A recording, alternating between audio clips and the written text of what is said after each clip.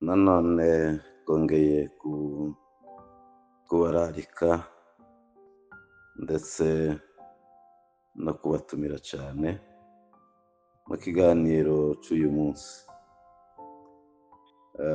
Twongeye kubaha ikaze rwose, tubishimira tuvuga ngo murakaze dufatanye kino kiganiro kugira ngo dukomeze twungurane ubumenyi mu gihe Imana iduhaye. Ndabizi kuko ubumenyi tubusangira twese, umuntu agenda amenyaho agace undi akagira kandi amenya, ariko kubisangira nibyo byiza. Ndabatumiye kandi reka dushime Imana kandi tunayirarike. Data wera, mu izina rya Yesu twongeye kuba imbere yawe nanone muri uyu munsi, tuguhaye icyubahiro muri byose, tugushyira imbere. Ndabizi kuko ni wowe wa mbere muri byose n'ubundi. Mana nkuru, Mana ibeshaho, uyu mwanya tugiye imbere yawe nanone, tugiye gushyira ikiganiro ku rubuga kugira ngo kigere henshi hashoboka. Abacumva Mwami kibagirire umumaro, ndetse natwe tugiye kugitanga, wongere ubana natwe. Tuguhaye ikaze ngo bibe nk'uko ubishaka, tubisenze twizeye kuko ubana natwe muri zose, mu izina rya Yesu turi mu ijuru. Bavandimwe, abatwumva, abo duhorana umunsi ku wundi, abo turi kumwe none n'iyindi minsi, ikaze. Ikiganiro cy'uyu munsi turi buganireho bijyanye n'ubundi n'iyobokamana, ubumenyi ku iyobokamana kuri bimwe n'ibindi.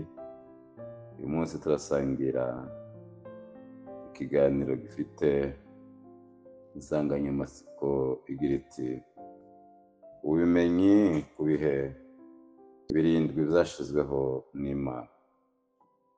Ibihe birindwi byashyizweho n'Imana. Ibyo bihe ni ibihe? Ni ukuva mu itangiriro cyangwa mu itangira ryo kuremwa ukageza ku mperuka y'ibyo bihe nyine. Ibyo bihe rero nifuje kuko tubisangira cyangwa dusangira kunguka ubumenyi kuri byo. Ibihe ni ibintu bigenda bisimburana kandi ni ibihe byashyizweho nyine n'Imana. Ibyo bihe birindwi ni ibi bikurikira. Tuzagenda tuvuga igihe ku kindi, uko cyatangiye n'ibyakibayemo ndetse n'uko cyasojeje.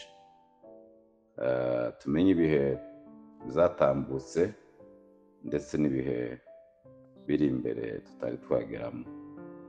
Rero reka tuvuge mu ncamake y'ibyo bihe, tubone kugenda twinjira mu igihe ku kindi. Muri ibyo bihe birindwi rero byashyizweho n'Imana, uhereye mu itangira ukageza ku mperuka, igihe cya mbere cyitwa ngo ni igihe kitari kirimo icyaha. Igihe kitarimo icyaha turaja kumenya, gusangira ubumenyi bwacu. Cyatangiye ryari, gisoza ryari, cyarimo bande, kubera iki cyabayeho. Igihe cya kabiri cyitwaga ngo ni igihe cy'ibitekerezo. Igihe cy'ibitekerezo mu Ruswahili byo biravuga ngo ni kipindi cha zamiri. Nacyo turaja kureba, dusangire ubumenyi kuri cyo. Igihe cya gatatu rero cyitwa ngo ni igihe cy'ubutegetsi bwa leta. Ubutegetsi bwa leta yabayeho ya mbere. Nanone igihe cya kane tuzaje gusangira ubumenyi kuri icyo gihe, cyitwa ngo ni igihe cy'amasezerano. Ayo masezerano yahawe bande, tuzaje kureba abari bo, ariko bataburamo Aburahamu. Igihe cya gatanu cyitwa ngo ni igihe c'amategeko, igihe c'amategeko ya Musa, cyangwa igihe cyo kuri Sinayi c'amategeko Imana yatanze hariya kuri Sinayi. Igihe ca gatandatu kikitwa igihe c'ubuntu. Igihe c'ubuntu nanone ni ikihe catangiye ryari, kizasoza ryari, kirimwo abahe bantu. Igihe ca karindwi citwa ngo ni igihe c'ubutegetsi bw'Imana yonyine. Ivyo bihe rero nibyo tugiye gusangira ubumenyi bwabyo. Turebe rero igihe ca mbere arico duhera, arico gihe citwa igihe kitari kirimwo icaha. Ico gihe rero ni ukuva mw'itangira cyangwa mw'itangira ryo kuremwa, kigasoza umwana w'umuntu yirukanwe akuwe muri Edeni. Ico gihe imyaka yacu ntizwi, ariko turareba abakibayemo. Muri ico gihe kitarimwo icaha rero, Imana imaze kurema ibintu byose, irema n'umuntu, imushira hariya mu ngobyi ya Edeni, igira ko basezerana.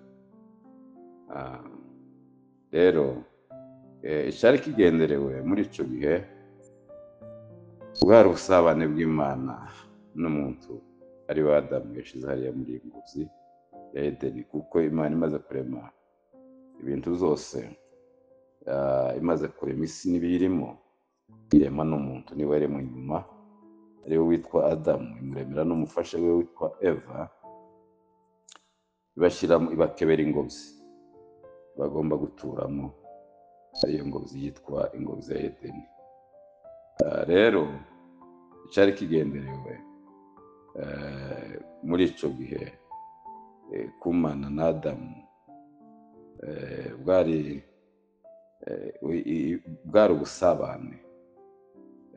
ubusabane bwihariye n'Imana yakoranye isezerano na Adamu.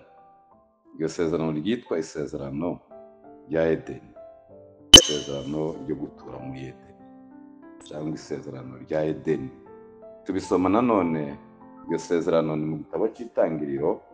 Igitabo c'Itangiriro tubireba ku gice ca mbere umurongo wa 28. Haravuga ngo Imana ibaha umugisha, Imana irababwira iti mwororoke, mugwire mwuzure isi, mwimenyereze ibirimo, mutware amafi yo mu nyanja n'inyoni n'ibisiga vyo mu kirere n'ibintu vyose bifite ubugingo zigenza kw'isi. Haleluya. Iryo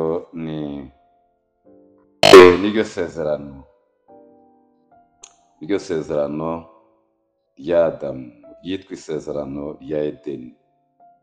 Imana iravuga iti mbahaye umugisha, ibaha umugisha, irababwira ngo mutware isi, ibasezeranye kuba abatware, ngo batware isi, ngo ndetse bimenyereze n'ibirimo. Uwo ni wo mugisha bahawe n'Imana wo kuba muri Edeni, Iryo ni isezerano ry'Imana na Adamu. Ku gice nanone ca kabiri murongo wa 15 aravuga ngo Uwiteka Imana ijana wa muntu, imushira muri iyo ngobyi yo muri Edeni ngo ayihingire ibirimo, ayirinde. Uwiteka iramutegeka iti ku giti cose co muri iyi ngobyi uje urya imbuto zacu uko ushaka, ariko igiti c'ubwenge umenyesha iciza n'ikibi uzakiryaho, kuko umunsi wakiriyeho no gupfa uzapfa.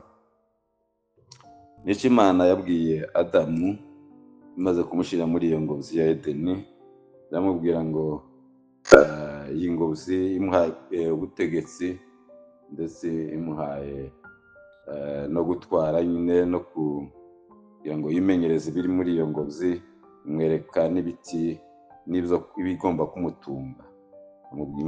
Imana imubwira ko agomba kurinda iyo ngobyi no kwihingira ndetse no kurya imbuto zose zo muri iyo ngobyi, usibye igiti kimwe gusa, imbuto z'igiti kimwe, ukimenyesha ikibi n'icyiza.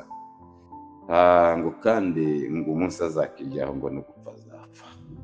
Rero uko niko byari bimeze muri icyo gihe. Inshingano za Adamu nyine kwari ukurinda iyo ngobyi hamwe no kutarya imbuto zimenyesha ikibi n'icyiza. Uko byari bimeze, Adamu yaratsinzwe. Adamu rero yatsinzwe n'icyo kizamini, ntiyubaha Imana, bimuzanira nanone igihano cyo ku rwego rwo hejuru. Adamu arahanwa, ntiyubahirije iryo sezerano, kuko inzoka yaraje iramushuka, aramubwira ati Imana yarakubeshe, yaravuze ngo ibiti byose uzabirya, ariko kiriya giti ntukakirye, imbuto za kiriya giti ntukazirye, ngo kuko nuzirya ngo uzapfa. Satani iramushuka, ya nzoka nyine iza mu ishusho ya Satani, iramushuka ati ahubwo ni ukugira ngo nukirya uzaba nk'Imana, uzagira ubwenge. Noneho umwana w'umuntu abashukitse, yinjira mu mosha y'umubi ya Sekibi, noneho arya kuri ya mbuto. Amaze kurya kuri ya mbuto, aba yizaniye urupfu, apfa mu buryo bwo mu mwuka. Arapfa, aba arapfuye mu buryo bwo mu mwuka. Rero igihano uko byagenze, amaze kurya kuri iyo mbuto, hakurikiyeho igihano. Icyo gihano ni ikihe? Adamu amaze kugwa, ubusabane bwiwe n'Imana buba burashize, bukugweho. Atangira kwitera isoni. Nanone tubireba mu gitabo cy'Itangiriro ibice 3:7, avuga ngo amaso yabo bombi arahweza, bamenye yuko bambaye ubusa, badoda ibibabi by'imitini, biremera ibicocero. Bari batuyeho muri icyo gihe bambaye ubwiza bw'Imana, batazi ko bambaye biyumva kuko batambukiwe nyine, ariko ngo bamaze kurya kuri ya mbuto ngo bitera isoni, batangira kwitera isoni, ngo noneho ngo batangira kwidodera ibibabi by'imitini z'ibiti kugira ngo biremere ibicocero. Ibicocero rero ntabwo ari imyambaro, ibicocero ni ibishushanyo imyambaro, ariko bitera isoni. Noneho imitekerereze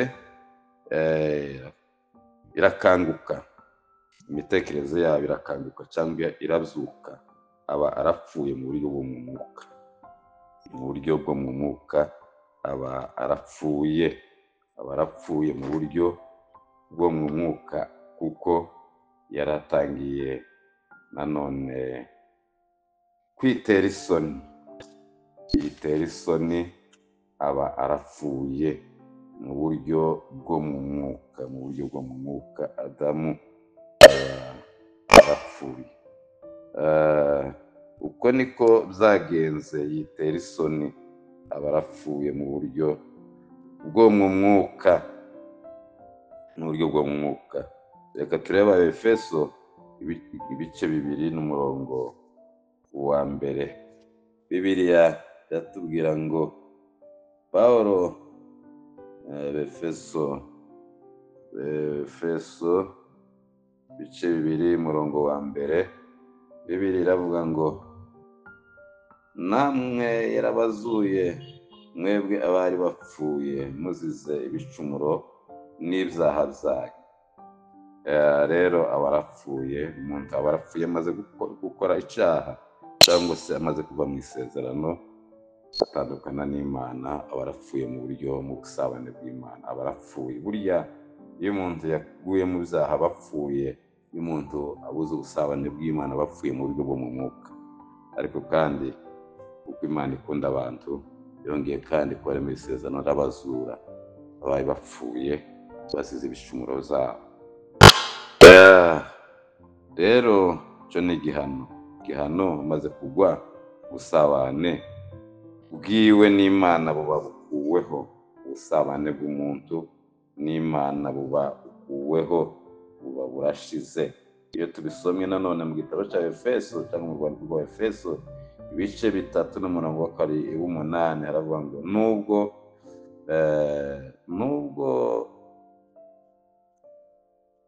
nubwo noroheje cyane hanyuma y'abera bose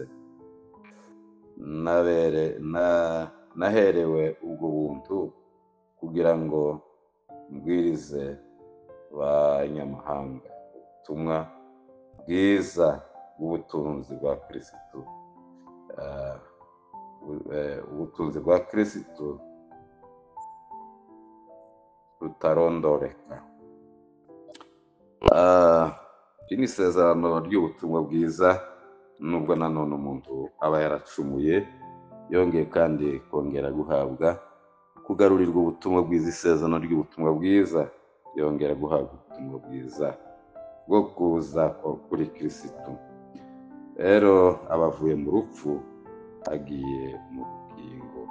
Umubiri utangira kurwara muri icyo gihe, utangira kurwara.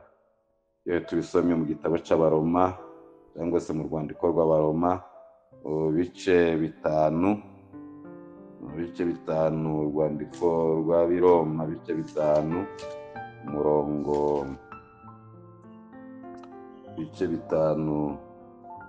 wa 12 aravuga ngo nuko bimeze bityo kuko ibyaha zazanywe mu isi n'umuntu umwe,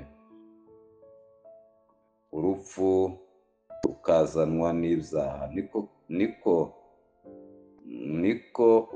urupfu rugera ku bantu bose kuko bose bakoze ibyaha. Rero urupfu ruba rurinjiye, umubiri utangira kurwara, urarwaragurika, umuntu aba abaye imbata y'icyaha na Shetani.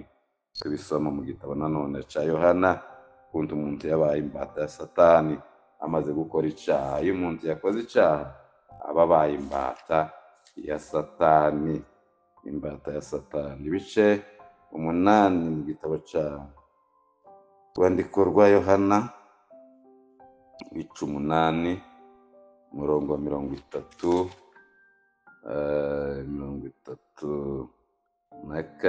turebe uko havuga. 34 haravuga ngo Yesu arabasubiza ati ni ukuri ndababwira yuko umuntu wese ukora ibyaha ari imbata y'ibyaha. Imbata ntiba mu rugo iteka, ahubwo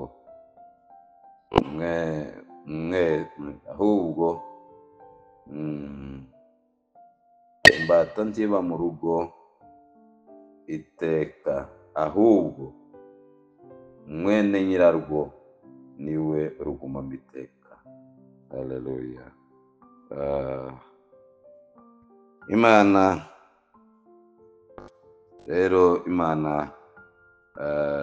umubiri utangira kurwara, umuntu aba imbata y'icyaha na Satani.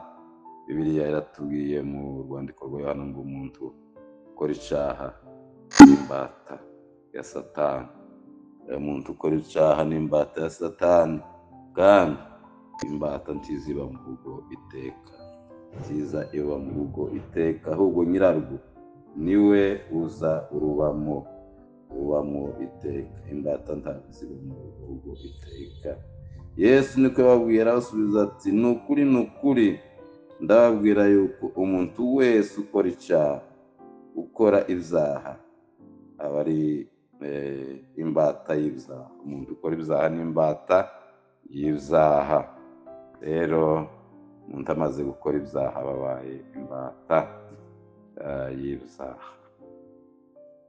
Nanone kandi Imana ivuma ya nzoka.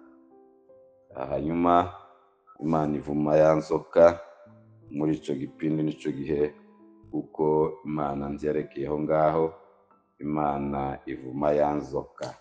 Iyo dusomye mu gitabo c'Itangiriro ibice 3 umurongo wa 15 Bibiliya izatubwira gutya ngo 15:3-15 haravuga ngo nzashira urwango hagati yawe n'uyu mugore no hagati yawe n'urubyaro rwe n'urwe, uzagukomeretsa umutwe nawe uzarukomeretsa agatsinsino.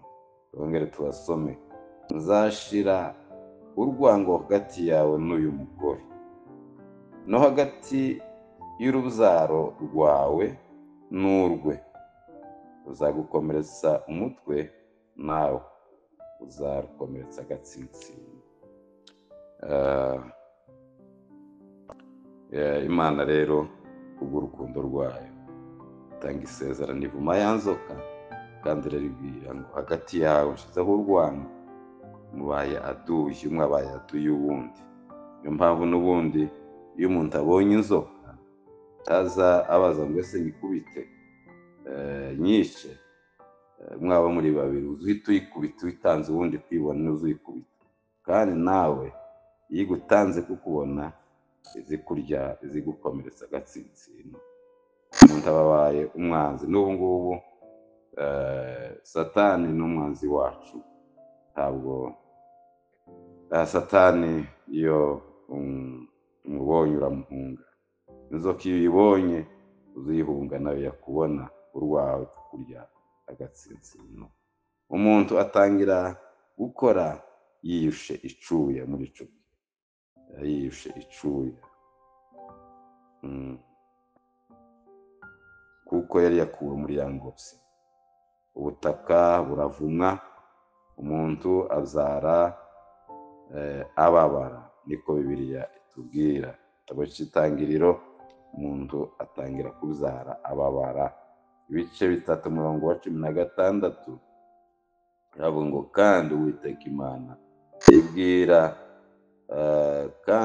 Imana ibwira uwo mugore iti kugwiza nzagwiza cane umubabaro wawe ufite inda, uzaja ubyara abana ubabara, kwifuza kwawe kuzaherera ku mugabo wawe, nawe azagutwara. Ijambo dukunze gukuramo muri iyi murongo ni ijambo rivuga ngo kandi Uwiteka Imana ibwira uwo mugore iti kugwiza nzagwiza cane umubabaro wawe ufite inda. Nico gihe rero umugore yatangiye kuzara ababara, kubera kuko yagize gute, yavuye mu isezerano, yatubasha Imana, yatsinzwe n'ikizamini Imana yari yamuhaye cyo kurinda iya ngobyi, ariko arabinanirwa. Ico cagihe Imana yamuhaye ibi bihano. Imana isezeranye nanone umucunguzi. Niho ahangaha yavuze ngo mu rubyaro rwawe, kuri 3:15 n'urukundo rw'Imana. Imana isezeranye umuntu umucunguzi kuko azacungurwa, kuko muri uru rubyaro rw'uyu mugore yewe Satani wamwoheje nimwe hazava umuntu uzagukomeretsa umutwe, ari we nde? Ari we Umwami wacu Yesu, yavuye mu rubyaro rw'uyu mugore cyangwa mu rubyaro rwa Adamu. Isekuruza bya Yesu ukomoka kuri uru rubyaro rwa Adamu, niho havuyemo Adamu wa kabiri wakomerekeje Satani, watsinze Satani. N'ubu ngubu tukaba turiho dufite isezerano rindi risha, kubera kuko twarihawe n'Umwami wacu kubw'urukundo rw'Imana. Imana idufashe, Imana iduha umugisha, twakire ubumenyi bw'ibyabaye mu gipindi ca mbere cyangwa mu gihe ca mbere cyitwa igihe kitari kiri mu icaha.